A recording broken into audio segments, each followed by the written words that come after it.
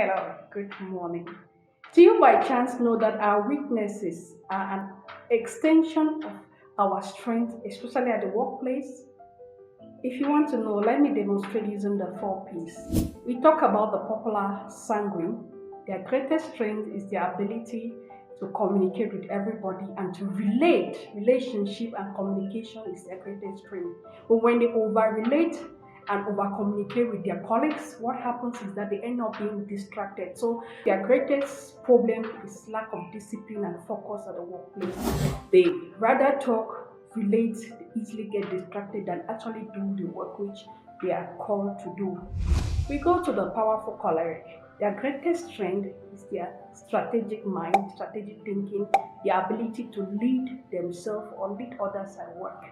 And this also leads to doing it too much, also leads to their weakness, which is anger. They want to lead themselves, and once some other person wants to lead them or is telling them some other thing to do, they usually are always very angry. To see somebody who suddenly quits a job in a workplace just because he says they disrespect me, it's common among choleric. We hear somebody says, I quit the job because I was disrespected. The first suspect should be a choleric because they have this anger. Or sometimes the second weakness of a choleric at the workplace is they overdo. Because they want to lead themselves, they turn up overdoing, like they do even things that they've not been asked to do. And sometimes it could be a positive trait for them, but some of the time, it could make them to end up doing what actually is not required or can lead to a problem at the workplace. So the same strain overdone tends to a weakness.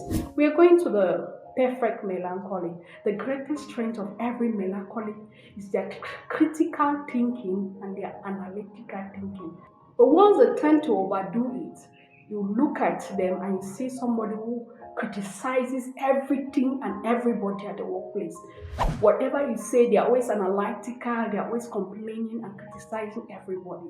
That is not meant to be a weakness, but it's meant to be a strength, the critical thinking, the ability for them to make any work that comes through their table better. Right now, once they overdo it and don't know where to stop or when to stop, they turn out to be a very strong critics where all colleagues barely find it difficult to be with them because they will criticize anything and everybody at the workplace.